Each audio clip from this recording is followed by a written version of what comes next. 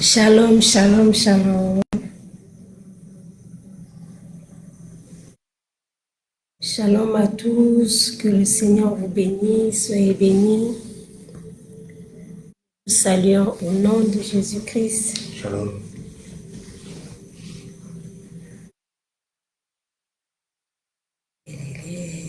Shalom, shalom. C'est quoi? C'est le volume. C'est le volume. C'est le débit. Ok. Shalom à tous, que la grâce de Dieu soit sur nous. Soyez les bienvenus à ce direct. Que Dieu vous bénisse, que Dieu bénisse toutes les personnes qui sont connectées. Alors partage cette vidéo, s'il te plaît, partage ce direct. Invite quelqu'un. Invite quelqu'un. Surtout si tu connais quelqu'un qui sert Dieu. Tu connais quelqu'un qui est chantre, qui est pasteur, qui est protocole, qui est dans le ministère, qui est dans le département de son nom, département de la jeunesse, département des mamans, département social, en tout cas toute personne qui sert Dieu dans l'église locale. Si tu connais quelqu'un, j'aimerais que tu puisses lui envoyer ce direct. Si tu connais un enfant de Dieu, j'aimerais que tu puisses lui envoyer ce direct. Je veux faire la même chose. Nous allons partager ensemble et Dieu sera glorifié. Alléluia. Gloire au Seigneur. Est-ce que tu peux partager la vidéo? Shalom ma maman. Maman Flora, shalom. Sois bénie maman, je t'aime. Shalom, shalom. Est-ce qu'on peut partager avant de commencer? J'espère que le son est bon. J'espère que la musique n'est pas trop forte. J'espère que le son de la louange n'est pas trop forte. Alléluia. Merci Seigneur. Est-ce que tu peux partager la vidéo et inviter quelqu'un? Nous sommes à notre rendez-vous. Nous sommes à notre rendez-vous de chaque vendredi soir. Donc chaque vendredi, on est en direct par la grâce de Dieu afin de pouvoir partager la parole de Dieu. Alors je t'invite vraiment à inviter quelqu'un. Je t'invite à inviter quelqu'un. Je t'invite à partager ce direct et nous allons commencer dans quelques instants. Le temps de partager. Soyez tous bénis, bénis au nom de Jésus-Christ. Est-ce que quelqu'un peut partager? Il n'y a pas assez de partage. En tout cas, partage à quelqu'un. Il y a quelqu'un qui est là, qui est en train de se balader sur Facebook. Il peut écouter. Il peut tomber sur ce direct si tu l'envoies et ça lui fera du bien. Donc, je t'invite vraiment à partager, Je veux faire la même chose par la grâce de Dieu. Et dans peu de temps, nous allons commencer. Que Dieu vous bénisse, que la grâce de Dieu soit sur vous.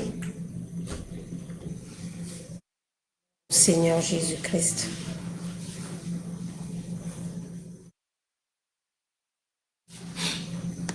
Gloire à Jésus.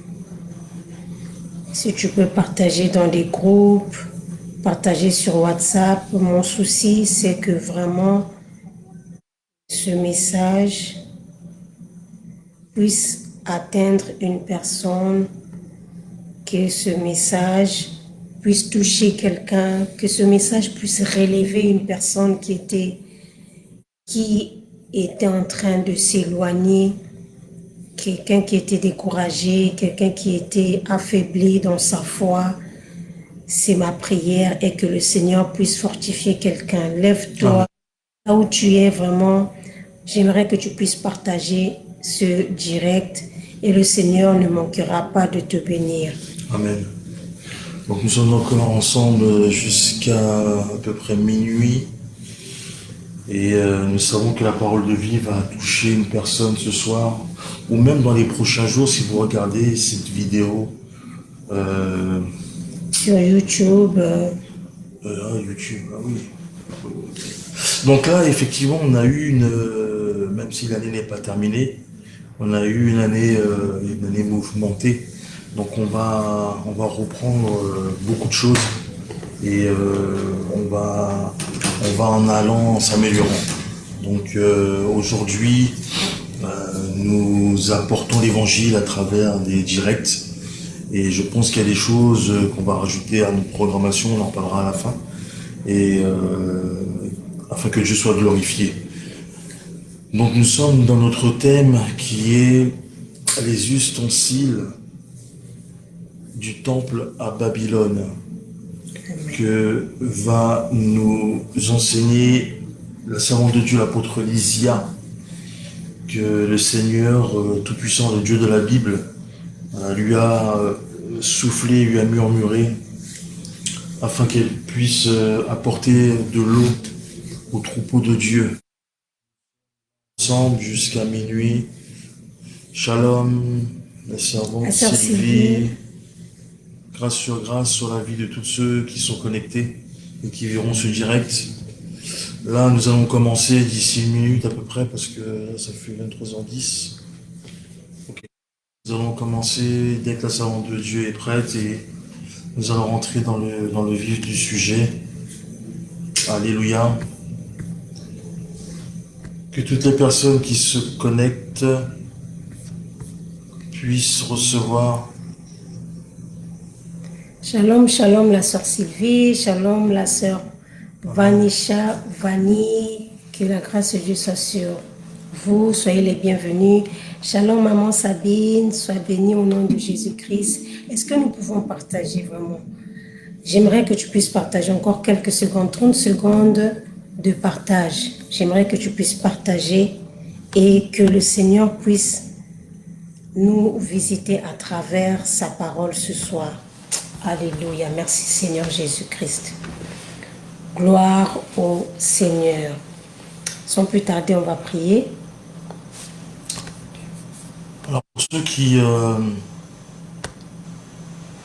savent pas prier, laissez-vous porter, laissez-vous ouvrir votre cœur et puis le Saint-Esprit va opérer. Amen. Amen. Père Seigneur, Dieu de grâce et de gloire, je bénis ton Saint-Nom, nous glorifions ton Saint-Nom encore ce soir, Papa, car c'est toi qui nous as réunis. Et il dit en ta parole que là où 2 ou 3 sont assemblés en ton nom, tu te trouves parmi eux, Jésus. Nous savons que lorsque tu es venu sur la terre accomplir la volonté du Père, tu nous as laissé un formidable héritage au Dieu de grâce et de gloire, afin que nous puissions proclamer ta mort et ta résurrection, Seigneur Jésus. C'est toi, ô Dieu de grâce et de gloire, dont il s'agit. Merci encore de nous avoir rassemblés. Merci de nous permettre de comprendre ce que tu attends de nous, Alléluia. Ce que nous faisons sur la terre, ô Dieu, et ce que Jésus-Christ de Nazareth, tu vas changer dans la vie de quelqu'un. Merci, ô Dieu de grâce, pour ton amour, pour ta proximité, pour ta présence. Toi qui nous as gardés en vie, Jésus, malgré, ô Dieu de grâce, nos défauts. Toi qui es parfait, Seigneur, nous prions que tu puisses ouvrir notre cœur, ouvrir notre esprit, afin que ta parole soit imprégnée en nous. Nous te disons merci pour tout ce que tu as déjà accompli. Merci pour ce que tu fais et ce que tu feras demain. Que ton nom soit proclamé maintenant et pour toujours. Alléluia. Dans le nom de Jésus-Christ de Nazareth, notre seul Seigneur et Sauveur. Amen. Amen, amen. C'est la première fois que je vous écoute. Shalom la sœur Vanisha, sois bénie. Vraiment, reste jusqu'à la fin. Je suis sûre que ce n'est pas un hasard. Je pense que le Seigneur a quelque chose, peut-être une phrase, un mot que tu vas écouter pendant le direct. C'est quelque chose qui va te concerner peut-être personnellement et le Seigneur sera glorifié. Gloire à Jésus-Christ, que Dieu vous bénisse. Alors nous allons commencer notre enseignement, notre culte, notre partage de la parole de Dieu. Comme je l'ai annoncé, le thème de ce soir c'est les ustensiles du temple de Dieu à Babylone. J'espère que le son est bon. Confirmez-moi, confirmez-nous si le son est bon. Donc nous allons parler des ustensiles de Dieu à Babylone. Les ustensiles du temple de Dieu à Babylone. Amen. Amen. Donc de quoi il s'agit? Nous allons prendre nos Bibles, nous allons rentrer dans notre passage qui parle de cette histoire des ustensiles de Dieu à Babylone. Daniel chapitre 1, le verset 1 jusqu'au verset 2. Donc nous allons prendre Daniel chapitre 1, le verset 1 à 2. Daniel ensuite, chapitre 1, le verset 1 à 2. Ensuite, nous allons prendre Daniel chapitre 5, le verset 1 à 3. Mais on peut commencer d'abord par Daniel chapitre 1, le verset 1 à 2. J'aimerais vraiment, comme j'ai l'habitude de le dire, si tu es tombé sur ce direct, j'aimerais que tu suives jusqu'à la fin afin de comprendre la pensée du Seigneur. Parce qu'on va aller doucement. Peut-être qu'il y a des gens qui ne comprennent pas, qui sont nouveaux. Donc, on va aller tout doucement. Amen. Amen. Je lis la parole de l'Éternel. Amen. La troisième année du règne de Joachim, roi de Juda, Nebuchadnezzar, roi de Babylone, marcha contre Jérusalem et l'assiégea. Le verset 2 dit que le Seigneur livra entre ses mains Joachim, roi de Juda, et une partie des ustensiles de la maison de Dieu. Nebuchadnezzar emporta les ustensiles au pays de Shinéar, dans la maison de son Dieu. Il les mit dans la maison du trésor de son Dieu. Verset 3. Le roi donna l'ordre à Ashpenaz, chef de ses eunuques, d'amener quelques-uns des enfants d'Israël de race royale ou de famille noble. Ok, gloire au Seigneur. Donc on prend le deuxième passage. Donc nous sommes dans Daniel chapitre 5, le verset 1 jusqu'au verset 3. On va beaucoup lire. Le Gloire au roi Seigneur. Belshazzar donna un grand festin assez grand au nombre de 1000, et il eut du vin en leur présence. Belshazzar, quand il eut goûté au vin, fit apporter les vases d'or et d'argent que son père Nebuchadnezzar avait enlevés du temple de Jérusalem, afin que le roi et ses grands, ses femmes et ses concubines s'en servissent pour boire. Verset 3 dit: alors on apporta les vases d'or qui avaient été enlevés du temple, de la maison de Dieu à Jérusalem. Et le roi et ses grands, ses femmes et ses concubines s'en servirent pour boire. Ils burent du vin et ils louèrent les dieux d'or, d'argent, d'airain, de fer, de bois et de pierre. Le verset 5.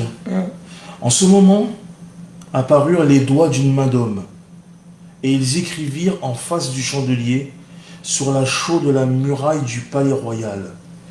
Le roi vit cette extrémité de main qui écrivait.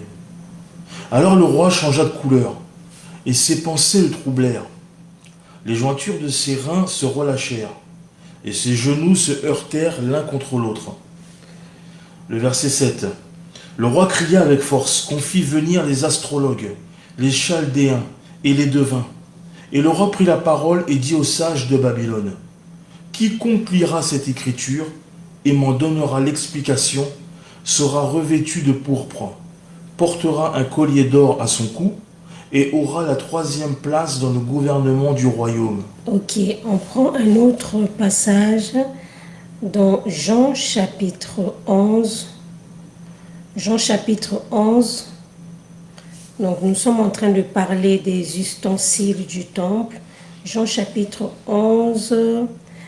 On va prendre à partir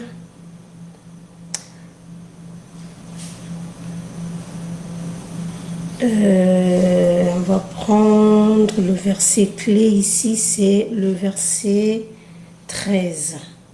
Jean chapitre 11, verset 13. Je lis au nom de Jésus. Jésus avait parlé de sa mort, mais ils crurent qu'il parlait de l'assoupissement du sommeil. Ok, on prend le verset 52 et le verset 53. Le verset 52. Et ce n'était pas bon pour la nation seulement, c'était aussi afin de réunir en un seul corps les enfants de Dieu dispersés. Le verset 53. Dès ce jour, ils résolurent de le faire mourir. Amen. Amen. Alléluia. Gloire au Seigneur, que Dieu vous bénisse. Alors nous sommes en train de parler donc des ustensiles du temple et ce message s'adresse principalement à tous les enfants de Dieu, à tous les serviteurs de Dieu. Je vais essayer d'abord de parler du contexte, c'est le texte de Daniel qu'on a lu. Donc ici, il s'agit d'un roi qui s'appelait Nebuchadnezzar. La Bible déclare que pendant son règne, Dieu, donc c'est Dieu lui-même qui avait permis que Israël soit assiégé par ce roi-là. Donc le roi Nebuchadnezzar, il va décider d'assiéger Israël et la Bible déclare qu'il va prendre avec lui des gens de la maison d'Israël, donc des garçons qui étaient des familles nobles, et il va les emmener à Babylone. Donc c'est ça qu'on appelle communément la déportation de Babylone. Et dans ce texte, nous voyons que lorsque le roi avait assiégé Israël, il n'avait pas pris seulement des gens de bonne famille ou des gens nobles, mais la Bible déclare, en dehors de ces gens-là, il avait aussi pris une partie des ustensiles du temple. Donc c'est dans Daniel qu'on a le premier chapitre de Daniel qu'on vient de lire, où la Bible dit la troisième année du roi Joachim. Donc Joachim, c'était un roi de Juda, donc en Israël. Et Nebuchadnezzar était roi de Babylone. Alors Nebuchadnezzar, il va marcher contre Jérusalem, il va assiéger Jérusalem. Et le Seigneur, Nebuchadnezzar, c'est un païen, c'est un roi qui ne connaissait pas Dieu. Joachim, c'est un roi qui connaissait Dieu. Il fait partie du peuple de Dieu. Mais la Bible déclare que Nebuchadnezzar, donc le païen, il va assiéger Jérusalem et ensuite Dieu va livrer Joachim, qui n'était pas païen, qui était un fils d'Israël. Dieu va le livrer entre les mains de Nebuchadnezzar. Donc il va perdre, on va dire, la guerre ou encore la bataille. Et la Bible déclare que pendant ce temps, qu'est-ce que ce roi va faire? Il va prendre des jeunes garçons sans défaut corporel, comme on a vu dans le verset 4. Il va les emmener à Babylone. Parmi ces jeunes garçons-là, il y avait Daniel, il y avait Misaël, Ananias et ceux qu'on appelle communément Abed-Nego, Shadrach et Meshach. Amen. Et la Bible dit, le verset qui nous intéresse ici, c'est que le roi Nebuchadnezzar, lorsqu'il va prendre ces gens-là, il va les déporter à Babylone, il ne va pas s'arrêter là. On va dire, sous la permission de Dieu, parce que la Bible dit que c'est Dieu qui avait livré Israël. Il avait livré le roi Joachim entre les mains de Nebuchadnezzar. Donc Dieu va permettre, on va dire, entre guillemets, je vais m'expliquer pourquoi Dieu a permis cela. Et Dieu va permettre que les ustensiles du temple, c'était quoi les ustensiles du temple? Au temps de l'Ancien Testament, lorsque Dieu a parlé à Moïse, la Bible déclare que lorsque le peuple d'Israël est sorti de l'Égypte, arrivé dans le désert, Dieu va dire à Moïse de construire le tabernacle selon le modèle qu'il va lui montrer. Et dans ce tabernacle-là, Dieu va aussi inspirer à Moïse des ustensiles ou encore des outils, amen, des ustensiles qu'on devait utiliser dans le tabernacle. Donc parmi ces ustensiles-là, il y en a nombreux, il y en a vraiment beaucoup, ce n'est pas notre thème. Donc si vous allez vous souvenir que dans le parvis, il y avait la cuve d'airain, donc ça faisait partie des ustensiles du tabernacle. Il y avait dans le lieu saint, il y avait la table des pains de proposition, il y avait le chandelier, il y avait des vases, il y avait plein de trucs qui servaient au tabernacle. Alors quand Salomon va construire, parce que c'est David qui avait vu que le Seigneur n'avait pas un temple, il a eu l'idée de construire et Dieu va lui dire, c'est pas toi qui vas construire, c'est ton fils Salomon. Donc quand Salomon va construire le temple de Dieu à Jérusalem, ils vont donc commencer à utiliser ces mêmes ustensiles-là, amen, qu'on utilisait dans le tabernacle. Ce sont ces ustensiles-là qu'on utilisait aussi dans le temple de Dieu. Je répète encore que ces ustensiles étaient une inspiration de Dieu. D'ailleurs, tout le tabernacle avait été inspiré par Dieu. C'est Dieu qui avait donné des mesures. C'est Dieu qui avait dit que ces ustensiles, ça devait être en or, que le tabernacle devait être en tel genre de bois, vous devez avoir telle mesure, etc. Et la Bible déclare qu'au temps de Salomon, ce sont ces ustensiles-là qu'on utilisait dans le temple. Jusque-là, ça va. Amen. Amen. Alors, quand Nebuchadnezzar va assiéger Jérusalem, la Bible déclare, il va récupérer donc les ustensiles qui étaient dans le temple de Dieu, les ustensiles qu'on servait, les choses qui servaient, au temple. La Bible déclare que Nebuchadnezzar va prendre ces ustensiles-là. Pourquoi il avait pris ça? Parce que le peuple d'Israël, déjà au temps de Joachim, il s'était éloigné de Dieu. Ce n'était pas la première fois. Il faisait tout le temps ce que la Bible appelle l'apostasie. Ils s'étaient éloignés de Dieu. Ils étaient éloignés de la parole de Dieu. Ils étaient éloignés des principes de Dieu, des commandements de Dieu. Alléluia. Amen. Alors Dieu va permettre que les ustensiles du temple soient aussi, on va dire, enlevés. Amen. Amen.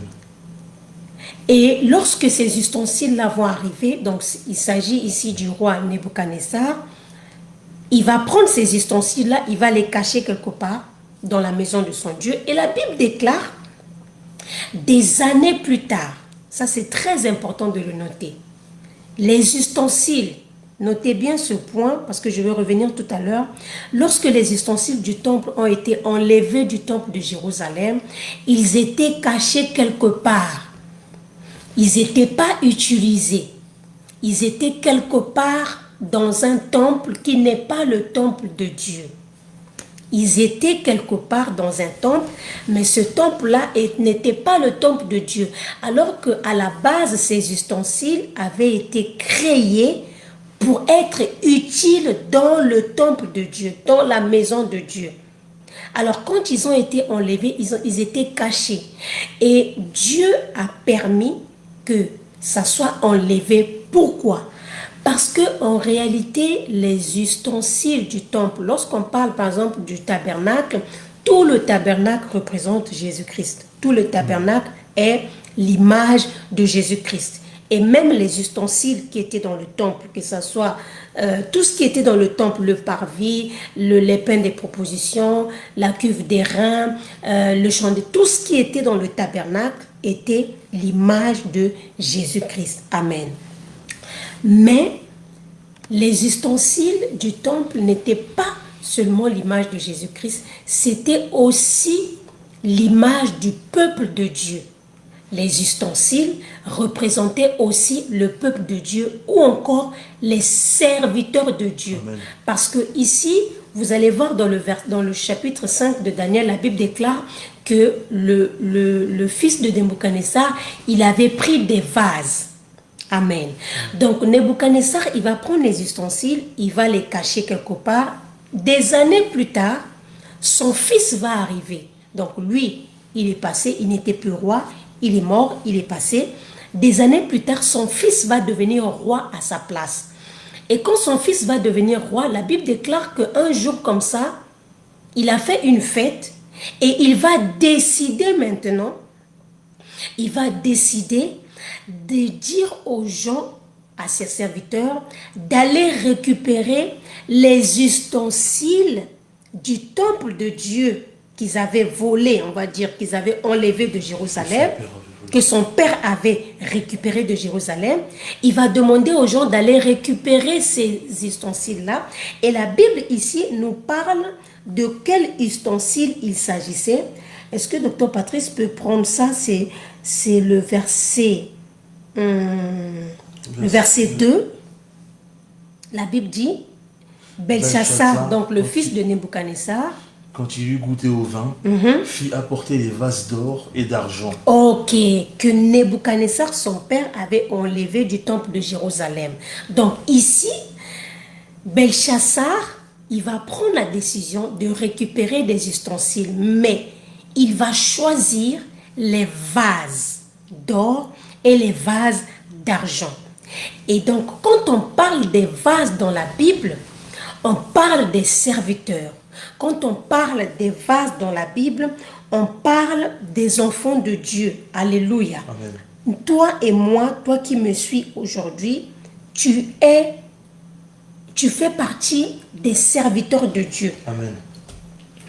Alléluia. Amen. Tu fais partie de... Quand on dit serviteur de Dieu ici, il ne s'agit pas forcément de quelqu'un qui prêche. Même si tu prêches pas, la Bible déclare que Dieu a fait de nous enfants de Dieu. Quand tu es né de nouveau, Dieu a fait de nous un royaume des sacrificateurs. Donc même si tu ne prêches pas, tu es considéré comme un sacrificateur. Amen. Tu es considéré comme un serviteur de Dieu. Tu es considéré comme un vase. Amen. Alléluia. Amen. Amen. Et la Bible dit que les vases représentent donc les serviteurs de Dieu. Et donc, Belshazzar va récupérer les vases qui étaient dans un dépôt, qui étaient cachés quelque part, et il va s'en servir. Alors, les vases qui étaient autrefois au service du temple de Dieu, au service de Dieu, les vases qui servaient autrefois à la gloire de Dieu, voilà ces vases-là qui se retrouvent maintenant sur la table de Belshazzar, sur la table d'un Dieu étranger, sur la table d'une personne qui n'a rien à voir avec Dieu. Alléluia. Amen. Gloire au Seigneur. Et donc ce message, je disais, ça nous parle, quand je médite sur ce message, ça nous parle en fait de l'apostasie du temps de la fin. Je pouvais même nommer le thème de ce message, l'apostasie. Mais comme l'apostasie, c'est un thème qui est très très vaste, c'est un thème qui est un peu complexe, amen. Mais ce message, ça parle de l'apostasie, des temps de la fin. Ça parle de comment ça commence. C'est quoi l'apostasie? L'apostasie, c'est tout simplement l'abandon de la foi. Amen. Amen. L'apostasie, c'est quand on dit qu'une personne est en train d'apostaser, c'est-à-dire que c'est une personne qui est en train de s'éloigner de Dieu, qui est en train de renier Dieu. Un apostat, donc quelqu'un qui pratique l'apostasie, on les appelle des apostats. Un apostat est différent d'un athée. Quelqu'un qui est athée, c'est quelqu'un qui ne croit pas du tout en Dieu. Il ne croit pas que Dieu existe. Amen. Et il y a aussi une différence entre un apostat et un païen. Un païen, c'est quelqu'un qui croit en Dieu, mais dans son cœur, qui n'a pas encore vraiment donné sa vie à Dieu. Il n'a pas encore donné sa vie à Jésus-Christ. Mais un apostat, c'est quelqu'un qui connaissait Dieu. C'est quelqu'un qui connaissait le nom de Jésus. C'est quelqu'un qui a fréquenté même l'église. C'est quelqu'un qui a même servi Dieu. Alléluia. Et ensuite, la personne s'est éloignée de Dieu. La personne a renié Dieu. La personne a rejeté Dieu, quelle que soit la raison. Alléluia. C'est-à-dire que c'est quelqu'un qui avait connu la vérité. Amen. Qui avait connu la vérité et qui délibérément, de sa propre volonté, il décide de s'éloigner de Dieu. Alléluia. Amen. C'est ça un apostat. Et aujourd'hui, nous sommes dans un temps où l'apôtre Paul a dit que au temps de la fin, il y aura beaucoup d'apostasie. Beaucoup de gens vont s'éloigner de la sainte doctrine. Beaucoup de gens vont s'éloigner de la parole de Dieu. Beaucoup de gens vont aller en dehors. Quand on dit apo, apo c'est un mot grec qui signifie aller loin. Par exemple, quand on parle d'apôtre, un apôtre c'est quelqu'un qui est envoyé. Pas seulement envoyé, mais c'est quelqu'un qui est envoyé loin. Donc un apostat, c'est quelqu'un qui est allé loin de Dieu. Sauf que de nos jours, il y a même des gens qui sont à l'église, mais qui sont tentés par l'apostasie. C'est-à-dire que la personne peut être à l'église, mais la personne est loin de Dieu. Alléluia. Ou encore une personne qui était à l'église, une personne qui priait, une personne qui chantait pour Dieu, une personne qui prêchait, une personne qui servait Dieu. À cause de telle raison, la personne s'éloigne de Dieu. En fait, quand Dieu a permis que les ustensiles soient déportés, c'est parce que Dieu voulait dire à Israël, en fait, vous êtes en Israël, vous êtes dans vous êtes le pays de Dieu, vous êtes en Israël, mais en réalité, vous êtes loin de moi. Alléluia. En réalité, vous êtes loin de la parole de Dieu. En fait, le fait que les ustensiles du temple ont été déportés à Babylone, cela était un signe où Dieu voulait dire à Israël qu'ils étaient en train d'apostaser. Ils étaient en train d'aller loin de Dieu. Mais de nos jours, là encore, c'est Nebuchadnezzar qui s'est déplacé et qui est allé chercher les ustensiles du temple à Jérusalem. Mais aujourd'hui, nous avons des ustensiles qui eux-mêmes, c'est eux-mêmes qui se déplacent. C'est eux-mêmes qui quittent Jérusalem et qui décident d'aller à Babylone. Pourquoi ? Pour se reposer. Parce qu'à l'église, il y a trop de problèmes. Parce qu'à l'église, il y a trop des histoires. Je veux prendre du recul. Je veux me reposer un peu. J'aimerais dire à quelqu'un, si un jour tu avais servi Dieu, si un jour, alléluia, tu avais écouté la parole de Dieu, à partir de ce moment-là, tu deviens un cible de l'ennemi. Tu deviens un cible du monde des ténèbres. La Bible déclare, lorsque Jésus a guéri, lorsque Lazare était malade, alléluia, la Bible dit que Lazare est resté malade, ensuite il est mort. Et quand Lazare était mort, la Bible dit, après sa résurrection, les gens voulaient tuer Lazare. Les gens voulaient tuer Lazare. Pourquoi on voulait tuer Lazare? Parce que les gens abandonnaient les... On va lire ça. On va lire ça et le Seigneur nous fera du bien. On va lire ça.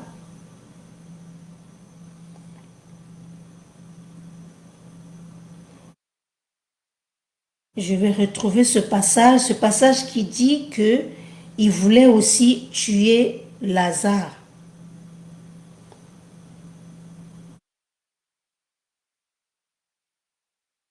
Je vais retrouver ça.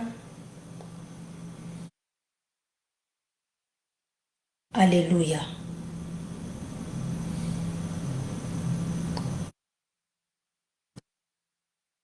C'est Jean chapitre 12. Jean chapitre 12, le docteur Patrice peut nous lire. Jean chapitre 12, le verset 9 jusqu'au verset 11. Verset 9, 10, 11. Écoutez ça. Une grande multitude de Juifs apprirent que Jésus était à Béthanie. Et ils y vinrent, non pas seulement à cause de lui, mais aussi pour voir Lazare qu'il avait ressuscité des morts. Attends, docteur Patrice. La Bible dit que les gens sont venus, une multitude. Écoutez-moi très bien, bien-aimés dans le Seigneur. C'est le verset 9 de Jean 12, je veux me situer dans ma Bible. La Bible dit qu'une grande foule de Juifs apprirent que Jésus était à Béthanie et ils vinrent, non pas seulement à cause de lui, mais aussi pour voir Lazare qu'il avait ressuscité des morts. Donc les gens sont venus, alléluia. Les Juifs, une multitude de Juifs, ils sont venus jusqu'à Béthanie, mais ils ne sont pas venus seulement pour voir Jésus, mais ils sont venus aussi pour voir Lazare. J'aimerais dire à quelqu'un, il y a même des gens qui viennent à l'église, je ne parle pas ici de l'idolâtrie, mais il y a des gens qui vont suivre Dieu, il y a des gens qui vont lire la Bible qui ne vont pas se convertir, mais il y a des gens qui vont se convertir seulement à cause de ton témoignage.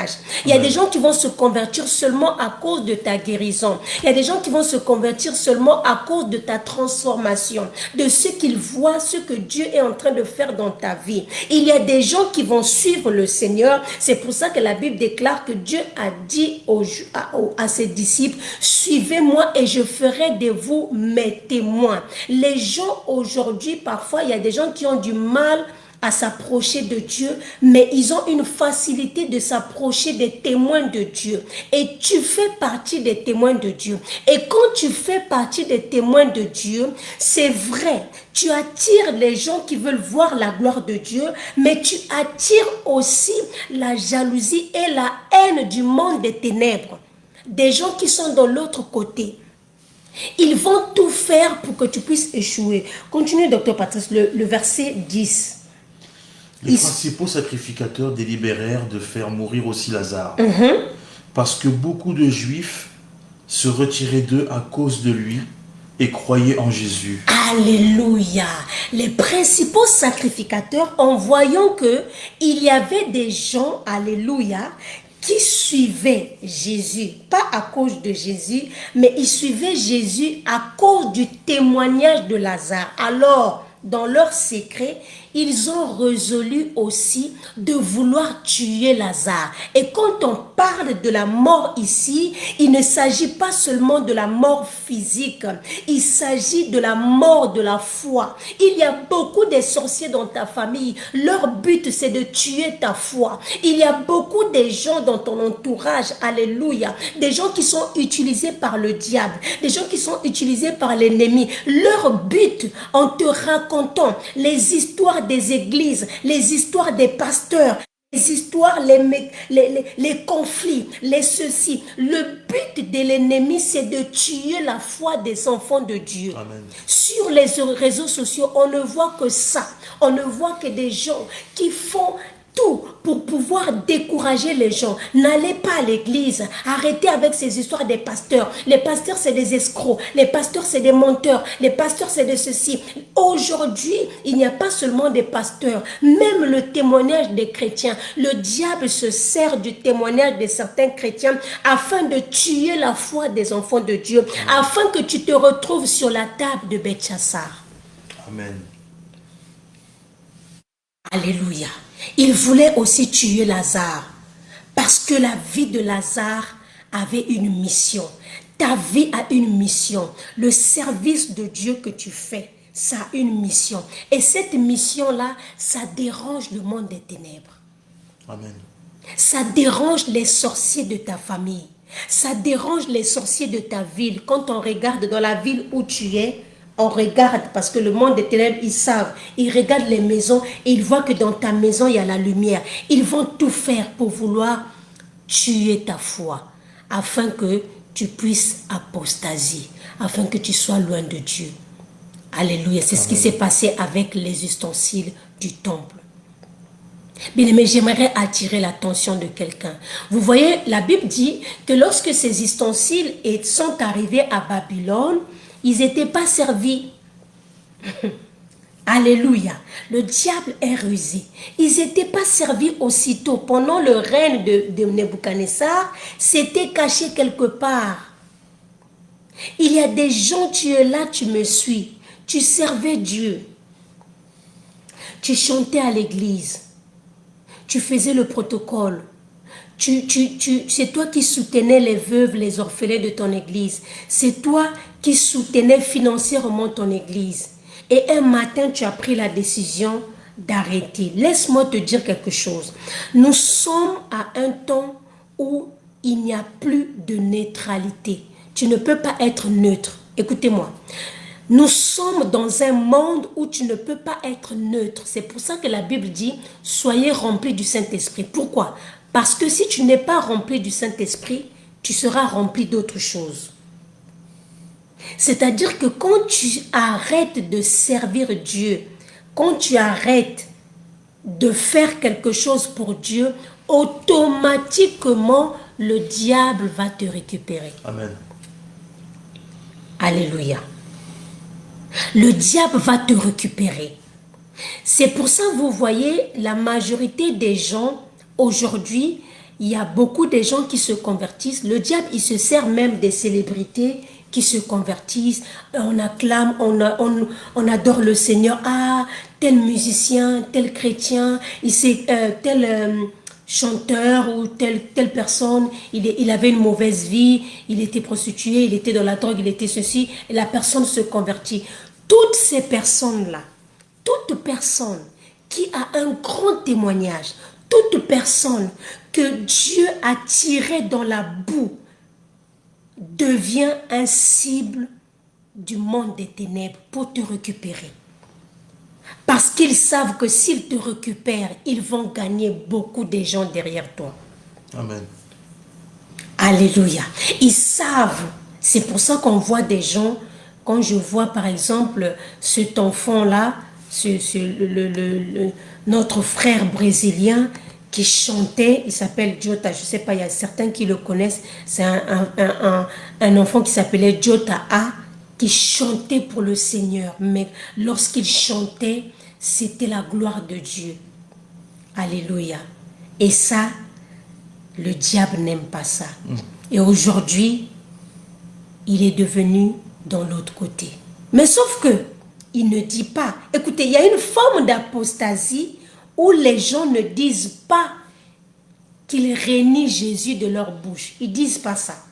Sauf que, ils veulent vivre le christianisme selon eux.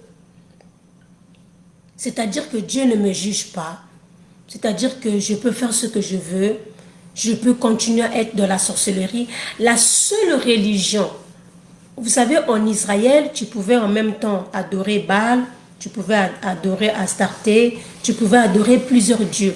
La seule religion qui a un Dieu jaloux, c'est le christianisme. Amen. Il n'y a pas de mélange avec Dieu. Sauf que de nos jours, nous avons une forme d'apostasie où les gens veulent mélanger. C'est-à-dire, ils veulent être comme l'église de la Odyssée, ni chaud, ni froid. Alléluia. Je suis là, je suis chrétien, mais je ne suis pas obligé d'aller à l'église. Je suis chrétien, mais je ne suis pas obligé d'être dans une assemblée. Qui t'a dit? Ça, c'est l'un des plus grands mensonges. C'est l'un des plus grands mensonges de ce siècle. C'est de dire, je suis chrétien, je ne suis pas obligé d'aller à l'église. Je suis chrétien, je peux suivre mes cultes sur Internet. Jésus savait qu'Internet, il y aura Internet, il y aura des cultes en ligne. Il savait ça. Mais il a dit, là où 2 ou 3 sont réunis en mon nom, je suis là au milieu d'eux. C'est pour ça que lorsque l'apôtre Jean a vu la vision de l'Apocalypse, quand vous lisez cette vision-là, la Bible déclare que l'apôtre Jean va voir le chandelier. Et ensuite, il va voir une personne qui était au milieu du chandelier. Mais avant de voir cette personne, il a d'abord vu le chandelier. Tu ne peux pas voir Jésus sans l'église. Amen. Tu ne peux pas dire, moi c'est Jésus. Moi, je n'ai pas besoin de l'église. Moi, je n'ai pas besoin. Quand tu commences à avoir ce genre de langage, sache que tu es en route vers Babylone. Tu es en route vers la table de Belchassar. Alléluia. Amen. Où sont les ustensiles du temple aujourd'hui? Bien-aimé, si tu fais partie des ustensiles du temple et que tu es assis, bien-aimé dans le Seigneur, ce n'est qu'une question du temps. le diable va chercher à tout prix à te récupérer. Le but de l'ennemi, ce n'est pas que tu sois posé. Il va te laisser poser pour un temps parce qu'il est en train de chercher les stratégies pour que tu commences à servir le diable. La finalité, c'est ça. La finalité, c'est que tu reprennes le chemin de Babylone. La finalité, c'est que tu reprends. Vous allez voir, quand tu as une vie chrétienne assidue, quand tu vas à l'église, tu écoutes la parole de Dieu, que tu es constant dans ta vie avec Dieu, tu vas même remarquer qu'à chaque fois que tu vas, par exemple, quand tu fais beaucoup de jours sans aller à l'église, tu te sens plus libre de pécher. Alléluia. Quand tu fais beaucoup... Shalom, shalom, prophétesse Jacqueline. Quand tu fais beaucoup de jours sans aller à l'église, les gens qui ont déjà fait ça, ils peuvent témoigner. C'est comme si tu te sentais libre de... En fait, tu as une forme de liberté, mais c'est une liberté diabolique.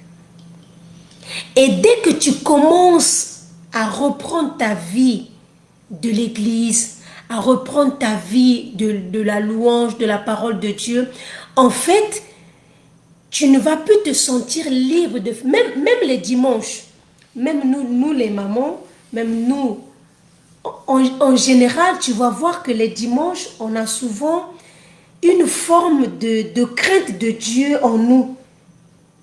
En fait, les dimanches, quand tu sais que tu vas aller à l'église, c'est comme si tu te disposes à la crainte de Dieu. Alléluia. Amen. C'est comme si tu as des dispositions de plaire à Dieu. Mais quand tu fais des jours, shalom, shalom ma fille Nicole, Esther, sois bénie, servante de Dieu, que la grâce de Dieu soit sur toi. Amen. Amen. Tu te sens libre. Toutes les personnes qui ont servi Dieu et qui se sont arrêtées en chemin, je t'en conjure de revenir au Seigneur. Je t'en supplie, reviens au Seigneur. La force de l'ennemi, le but de l'ennemi, c'est que tu te retrouves sur la table de Belchassar. C'est que tu puisses servir, pas que tu puisses servir à la table du roi, mais que tu puisses servir à la table de Belchassar. Et ça, c'est la mort. Alléluia. C'est la mort, bien-aimée. Une personne qui servait Dieu et qui arrête automatiquement, l'ennemi va te récupérer. Vous savez, lorsque vous lisez l'histoire de Saoul, la Bible déclare que lorsque l'esprit de l'Éternel s'était éloigné de Saoul, Saoul a été visité par un mauvais esprit de la part de l'Éternel.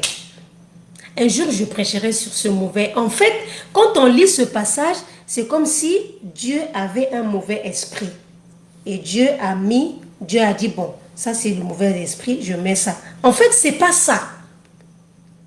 Le truc, c'est que à partir du moment où l'esprit du Seigneur s'était retiré de Saoul, alléluia, les mauvais esprits ont automatiquement eu accès à la vie et à l'esprit de Saoul. Pourquoi? Parce que Saoul était un oint de Dieu. C'est quoi un démon? Est-ce que vous connaissez la définition d'un démon? Un démon, c'est tout simplement un ange qui n'est pas à sa place. C'est ça. Amen. Alléluia. Amen. Un démon, c'est tout simplement un ange qui arrête de faire ce pourquoi il a été créé. Et automatiquement, quand un ange dit qu'il ne veut plus servir Dieu, automatiquement, il n'y a pas de neutralité. Alléluia. Il n'y a pas non, moi je suis ni à gauche ni à droite. Il n'y a pas ça dans le monde spirituel. Dans le monde spirituel, où tu es chaud, où tu es froid. Si tu es tiède, ça ne passe pas. Alléluia. Amen. À partir du moment où les esprits, les esprits de Dieu, donc les anges, ont commencé à détourner, la Bible déclare que dans la Bible, lorsque Ésaïe a vu la vision du temple, la Bible dit que Ésaïe a vu des anges qui criaient sans cesse, Saint, Saint, saint est l'Éternel notre Dieu. Saint, saint, saint, saint, saint. Alléluia. Alors, à partir du moment où un ange prend la décision de dire, moi j'arrête de dire saint, saint, automatiquement il devient un démon. Il est récupéré par l'ennemi. Alléluia. Amen. Est-ce que je parle à quelqu'un? Est-ce que je parle à quelqu'un? Bien-aimé, que les circonstances de la vie ne t'éloignent pas du temple de Jérusalem. Amen. Que les problèmes personnels, les problèmes sur la terre, on en aura toujours. Les difficultés, on en aura toujours. Bien-aimé, que les problèmes de l'église, les témoignages, les scandales des pasteurs, des ceci, que cela ne te pousse pas à prendre du repos. Je le dis tout le temps, il n'y a pas de repos dans la vie chrétienne. Il n'y a pas de pause dans la vie chrétienne.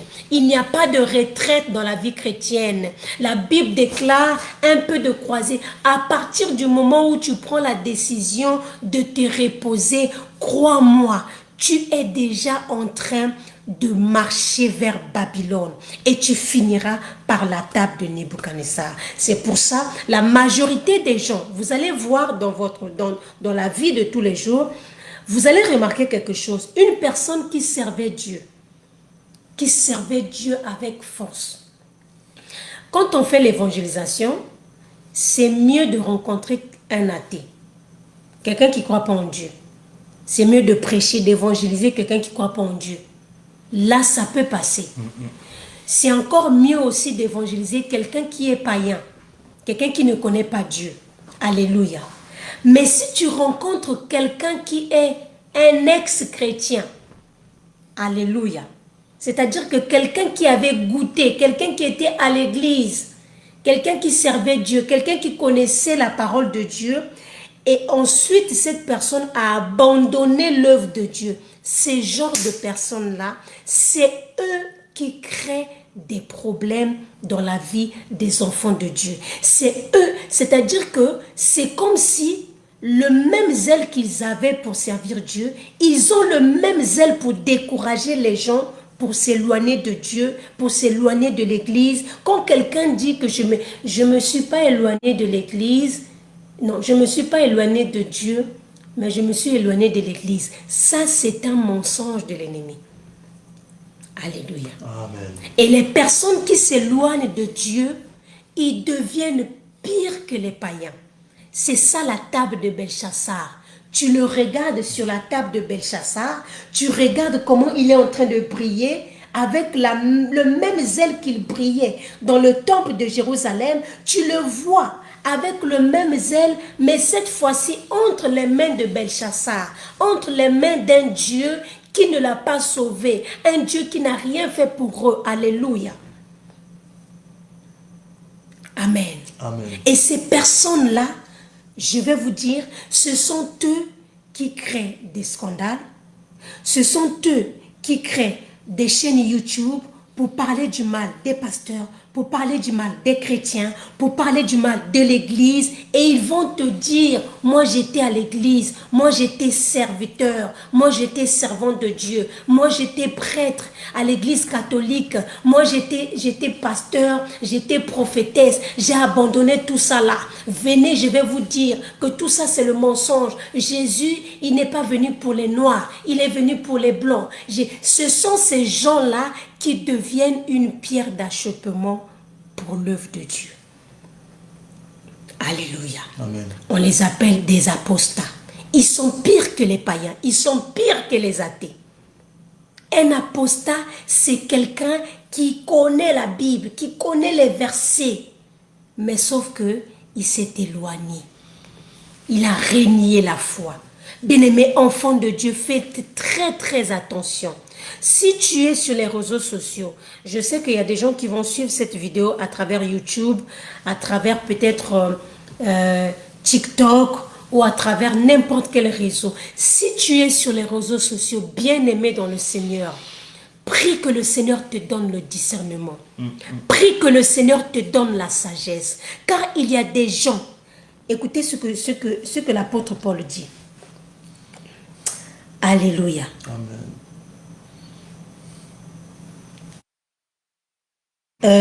c'est dans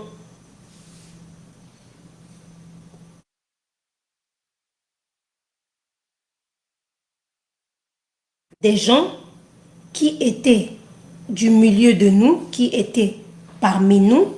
Alléluia. 1 Jean chapitre, c'est l'apôtre Jean, 1 Jean chapitre 2. 1 Jean chapitre 2. Écoutez très bien ce passage. On va terminer par là. Peut-être 1 Jean chapitre 2, le verset 18. À partir du verset 18. 1 Jean chapitre 2. Écoutez très bien ce que la Bible dit. Shalom, shalom, apôtre Jean-Claudina. Sois béni, apôtre du Seigneur. Petit enfant, c'est la dernière heure. Et comme vous avez appris qu'un antéchrist vient, il y a maintenant plusieurs antéchrists. Par là, nous connaissons que c'est la dernière heure. Verset 18. Hein. Oui, continue. Ils sont sortis du milieu de nous. Ah, ils sont sortis. Écoutez, quand on parle des antéchrists, c'est des gens qui précèdent, qui préparent l'arrivée de l'antichrist. Alléluia. C'est des gens qui travaillent pour l'antichrist. Amen. Mais sauf que ces gens-là, ce n'est pas des païens. Il y a des gens qui travaillent pour l'antichrist. Ce n'est pas des païens, ce n'est pas des athées. Écoutez ce que l'apôtre Jean dit. Qui sont-ils ces personnes-là? Ils sont sortis du milieu de nous. Ils sont sortis du milieu de nous. Mais ils n'étaient pas des nôtres. Ils n'étaient pas des nôtres. Car s'ils eussent été des nôtres, ils seraient demeurés avec nous. Mais cela est arrivé afin qu'il fût manifeste que tous ne sont pas des nôtres. Amen. Amen. Tous ne sont pas des nôtres, bien-aimés dans le Seigneur. Tous ne sont pas des nôtres. Vous qui êtes sur TikTok, sur Instagram, tu vas voir quelqu'un qui va te parler de la parole de Dieu, qui va te parler, qui va te citer des versets. Tous ne sont pas des nôtres. Tu vas voir quelqu'un qui critique tous les pasteurs du monde entier. Quelqu'un qui critique toutes les églises. Tous les pasteurs sont des faux pasteurs. Toutes les églises, c'est des fausses églises. Tous les chrétiens, c'est tous les chrétiens, c'est des mauvais. En fait, la seule personne qui est bon, c'est la personne qui parle. Quand vous voyez ce genre de personnes-là, ils ne travaillent pas pour le Seigneur. Alléluia. Ce sont des gens qui ont déjà apostasé. Ils sont sortis du milieu de nous, mais ils n'étaient pas des nôtres. Amen. Amen. Il y a des gens, même à l'église, qui ne sont pas des nôtres. Amen. Alléluia. Amen. Sauf que aucun être humain a le thermomètre de les mesurer. De dire, toi, tu es des nôtres, toi. Ça, vous vous rappelez de la parabole de l'ivraie? La Bible déclare que la bonne sémence et l'ivraie, ça pousse au même moment. Lorsque les serviteurs ont demandé à ceux qui puissent arracher, Jésus a dit attention. Lorsque vous allez arracher, vous ne connaissez pas, vous ne maîtrisez pas. Il n'y a que le maître qui connaît qui est l'ivraie, qui est la bonne sémence. Alléluia. Il y a des bonnes sémences qui paraissent comme l'ivraie et il y a des livraies qui paraissent comme une bonne sémence. Alléluia. Amen.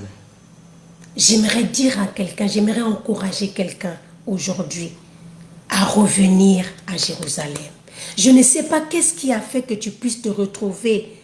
Pourquoi tu t'es retiré, bien-aimé? Il y a des gens qui ont besoin de ton don. Il y a des gens qui ont besoin de la chose qui est en toi. Lazare ne prêchait pas. Mais les gens étaient venus jusqu'à Béthanie pour voir Lazare à cause de son témoignage.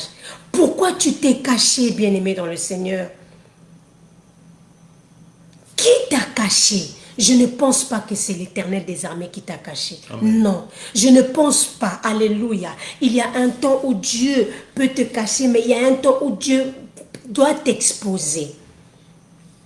Alléluia. Amen. J'aimerais dire à quelqu'un, si tu servais Dieu et que tu avais abandonné, si tu étais chantre, tu étais protocole, tu étais pasteur, tu prêchais, tu faisais l'évangélisation, j'aimerais te dire aujourd'hui, le travail que tu avais commencé avec Dieu. J'aimerais que tu puisses reprendre à travailler. J'aimerais que tu puisses reprendre. Je sais que c'est pas facile. Alléluia. Lorsque tu regardes ta vie, lorsque tu regardes les problèmes, lorsque tu regardes les difficultés, cela peut te décourager. Mais laisse-moi te dire, il y aura un jour où l'Éternel essuiera toutes les larmes de nos yeux. Amen. Alléluia. Tu ne vas pas souffrir toute ta vie. Quand je parle de ta vie, je ne parle pas de ta vie sur la terre seulement. Alléluia. Je parle de ta vie sur la terre et de ta vie en éternité. Amen. Alléluia. Tu ne souffriras pas toute la vie. Il y a une récompense qui t'attend. Il y a une couronne qui t'attend. Que personne ne t'arrête. Continue, lève-toi et continue la course. Lève-toi et quitte la table de Belchassar.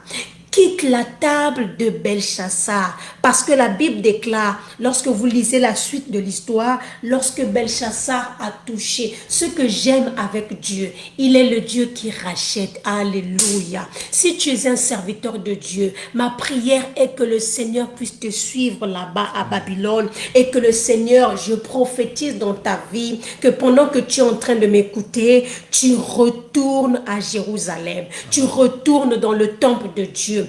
Ta vie, ta destination, ta destinée, ta mission, ce n'est pas la table de Belchassar. Ta mission, ce n'est pas la prostitution. Peut-être que tu as repris la prostitution. Peut-être que tu as repris ta vie du passé. Pourquoi? Parce que tu as été découragé par les chrétiens, par les frères, par les sœurs. J'aimerais te dire, il y a une seule personne qui ne peut jamais te décevoir. Il s'appelle Jésus-Christ de Nazareth. Amen. Alléluia. Amen. Comme je le dis souvent, reviens à la maison. Reviens à la maison. Reviens à ton premier amour, bien-aimé dans le Seigneur. Amen. Reviens à ton premier amour. Oh, ne te retrouve pas dans la table de Belchassar à cause des miettes, à cause de la gloire, à cause des choses passagères. Alléluia. Et vous allez voir, lorsqu'ils ont appelé ces ustensiles, ils se sont retrouvés sur la table de Belchassar. Peut-être qu'ils croyaient que c'était pour leur gloire. Écoutez, ils pensaient peut-être que c'était pour leur gloire. Mais lorsque vous lisez le verset 6, si je ne me trompe pas, Ce verset...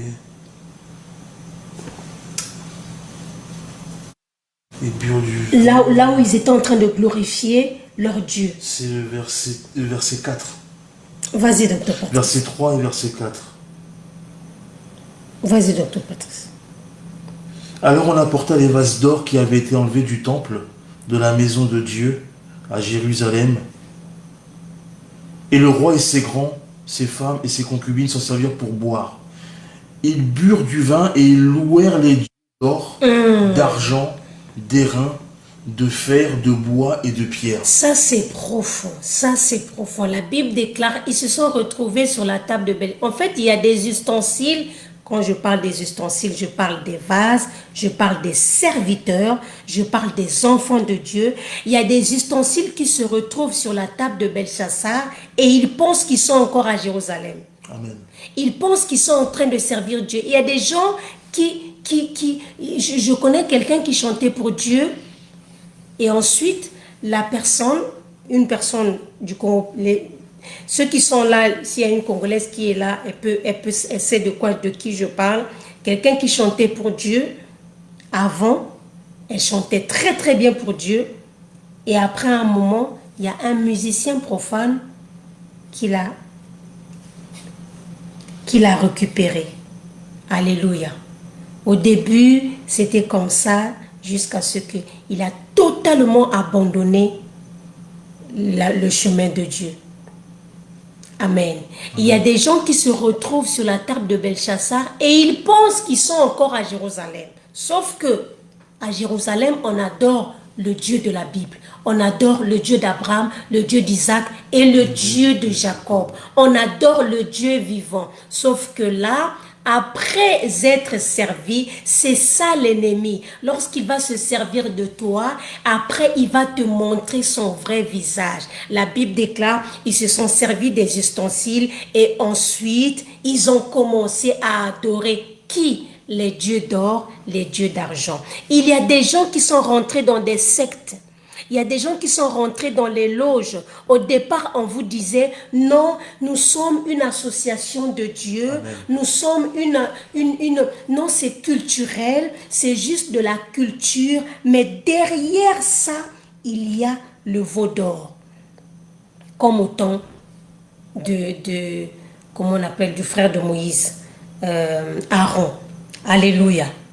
Devant, il y avait le sacrifice, mais derrière, il y avait le veau d'or. Ils vont vous présenter. Bien-aimés, faites très attention.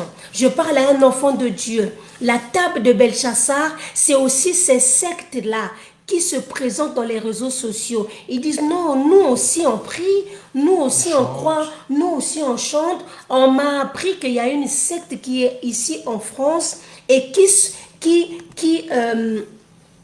se sert du nom de Jésus, c'est-à-dire qu'ils évangélisent et ensuite ils disent qu'on va vous faire des cours bibliques et après ces cours bibliques-là, ils vont commencer à vous dire que Jésus en fait il est déjà revenu et il s'est incarné sur une femme qui s'appelle je ne sais pas quoi et il faut adorer cette femme-là. Bien-aimés dans le Seigneur, soyez vigilants enfants de Dieu. Soyez vigilants. Ce qui s'était passé au temps de Daniel, c'est ce qui se passe aujourd'hui. L'apostasie du temps de la fin. Ils sont sortis du milieu de nous, mais ils n'étaient pas des nôtres. Ils sont venus juste pour avoir des versets bibliques. Ils sont venus juste pour savoir comment on prêche, comment on fait ça. Et ensuite, derrière, il y a autre chose. Ma prière est que le Seigneur puisse vous bénir. Nous allons prier ensemble. Alléluia. Nous allons prier. Bien-aimé, si ce message t'a édifié, tu peux couper la partie qui t'a touché le plus. Tu peux le mettre sur YouTube, tu peux le mettre sur TikTok. Au lieu de publier toujours des blagues, des trucs qu'on voit souvent dans les réseaux sociaux, tu peux couper. Tu peux prendre ton temps, tu coupes une partie qui t'a édifié et tu envoies ça à quelqu'un. Rebo Shakara Baba. Il y a beaucoup de gens aujourd'hui, il y a beaucoup de jeunes qui sont rentrés dans la franc-maçonnerie, qui sont rentrés dans la Rose-Croix, qui sont rentrés dans des sectes. Et les sectes aujourd'hui, ils ne vous disent pas que nous appartenons à Satan. Non, il y a d'autres qui disent nous sommes une organisation religieuse. Nous voulons vous aider, nous voulons faire ceci, nous voulons faire ceci. Et derrière, ma prière est que le doigt de Dieu, parce que la Bible déclare, ce qui est intéressant dans cette histoire, c'est que pendant qu'ils étaient en train de se servir, bien aimé, si tu es de Dieu, Dieu finira par te racheter. Amen. Si tu es de Dieu, Dieu finira par te racheter. Dieu va faire apparaître son doigt. La Bible dit que le doigt de Dieu, pendant qu'ils étaient en train de boire, le doigt de Dieu a apparu. Et c'était le jugement de Dieu. Ma prière est que tes yeux s'ouvrent et que le Seigneur puisse juger toute personne qui se sert de toi. Toute personne qui se sert de ton étoile. Tu n'es pas n'importe qui. Tu n'es pas une marionnette. Tu n'es pas quelqu'un que les gens doivent servir, se servir de toi, ensuite te jeter. Ma prière est que toute personne qui se sert de toi, enfant de Dieu, serviteur de Dieu, toute personne qui veut t'utiliser, toute entité, tout esprit, alléluia, qui veut t'attirer vers la table de Belchassar, que ces esprits soient jugés ce soir, que ces esprits soient frappés ce soir et que la main de Dieu, que le doigt de Dieu puisse juger, que le doigt de Dieu puisse les peser et qu'ils soient trouvés légers au nom de Jésus-Christ de Nazareth. Ce soir, tu rentres à Jérusalem. Rama Chandarabase. Ce soir, tu rentres à Jérusalem. Ce soir, tu repars à Jérusalem. Ce soir, une onction fraîche va te revêtir. Pendant que tu es en train de m'écouter, reçois la force, reçois le zèle. Alléluia. Ton zèle est en train d'être renouvelé maintenant. Jérémie pouvait dire, même lorsque je dis que je ne mentionnerai plus ton nom, je ne ferai plus mention de toi, il y a en moi un feu qui brûle. Il y a en moi quelque chose, je n'arrive pas, je ne peux pas rester loin de toi. Que ce zèle puisse te remplir maintenant. Que le zèle de la maison de Dieu te remplisse. Que le zèle du service te remplisse. Même lorsqu'il y aura des gens comme des apôtres qui vont te dire tais-toi, que tu continues à crier comme Bartimée. Au nom de Jésus-Christ de Nazareth, au nom de Jésus-Christ, même quand la maladie, le célibat, le veuvage, les problèmes, la mort, alléluia, un décès de la famille va te faire taire, tu vas te relever et tu vas dire, l'Éternel a donné, l'Éternel a repris, je me lève, je me parfume et la direction, c'est la maison de l'Éternel. La Bible déclare que lorsque David avait perdu sa fille, elle s'est levée, la Bible dit, il s'est parfumé. La première direction, la première adresse, ce n'était pas la table de Belchassar. Les problèmes ne vont pas te séparer de Dieu. La mort ne va pas te séparer de Dieu. Les difficultés, le célibat, le chômage ne va pas te séparer. La Bible dit, qui nous séparera de l'amour de Christ? Ni les profondeurs, ni les démons, ni même pas un ange ne te séparera de l'amour de Dieu. Même s'ils viennent dans les rêves pour t'intimider, rien ne te séparera de l'amour de Dieu. Je prie et je déclare, je décrète ce soir que tu vas finir ta course au nom de Jésus. Je déclare que tu reprennes ta course au nom de Jésus. Je déclare que tu reprennes ton chemin, que tu reprennes le service de Dieu et que ta vie soit une bénédiction, que les gens quittent l'Orient, que les gens quittent les nations et qu'ils viennent à toi. Ils vont te chercher, ils vont chercher à te tuer comme ils ont cherché à tuer Lazare. Je déclare que tu ne mourras pas par la volonté des souverains sacrificateurs, tu mourras au temps convenable de Dieu. Amen. Après avoir accompli la mission de l'Éternel au nom de Jésus-Christ de Nazareth. Amen. Remo Chandara Brahma Sakara Baba Baba. Rama Chandara Baba. Oui, tu repars. Voilà comment le Saint-Esprit est en train de te parler. Il te parle à partir de demain. Demain, c'est dimanche. Samedi. Demain, samedi. Dimanche, tu repars à l'église. Tu reviens à l'église. Tu reprends ton chemin. Tu reprends le service. Tu reprends ta lecture biblique. Tu reprends une force surnaturelle. Rebo Shakara Baba. Il y a une force surnaturelle, il y a une force onction de Dieu.